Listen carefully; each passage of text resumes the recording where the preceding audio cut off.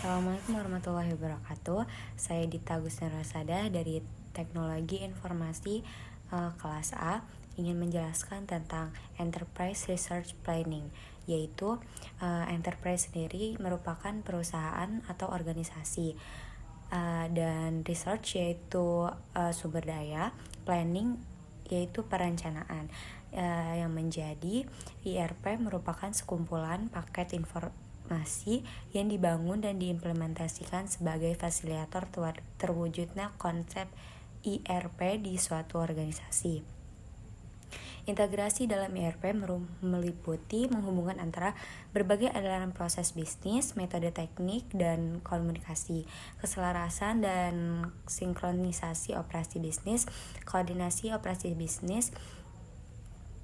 Selanjutnya ada karakteristik IRP, yaitu memadukan sebagian besar dari proses bisnis.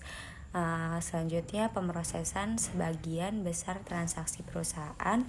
Selanjutnya menggunakan database perusahaan yang secara tipikal menyimpan setiap data hanya satu kali. Selanjutnya memungkinkan akses real time, lalu memungkinkan perpaduan proses transaksi dan perencanaan. Selanjutnya menunjang sistem multi mata uang dan multi bahasa yang memperlakukan perusahaan multinasional.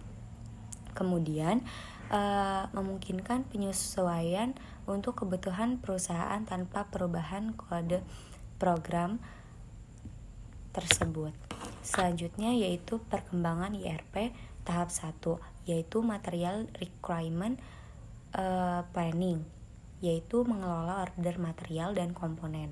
Selanjutnya perkembangan IRP tahap 2, yaitu closed loop MRP. Dengan MRP dapat dimanfaatkan untuk memberikan alert kapan harus melakukan recording.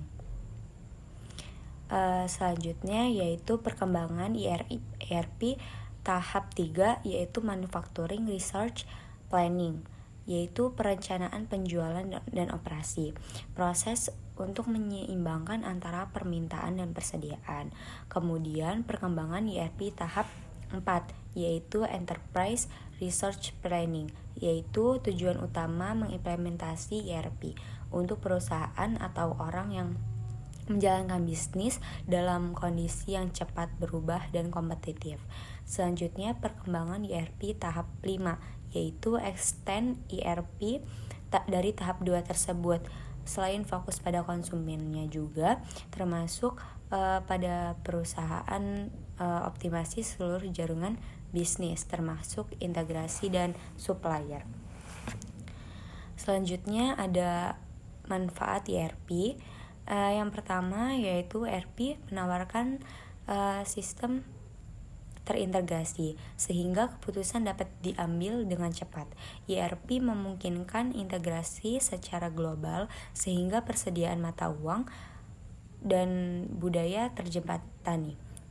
Selanjutnya IRP tidak hanya memadukan data dan orang, juga menghilangkan kebutuhan permutakhiran dan koreksi data pada sistem yang terpisah.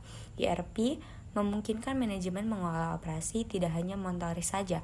IRP membantu melancarkan pelaksanaan manajemen supply chain dengan kemampuan memadukannya. Mungkin sekian dari saya penjelasan dari IRP, yaitu Enterprise Research Planning, yang dengan kesimpulan yaitu IRP merupakan sekumpulan paket sistem informasi yang dibangun dan diimplementasikan sebagai fasilitator terwujudnya konsep IRP di suatu organisasi atau suatu organisasi bisnis.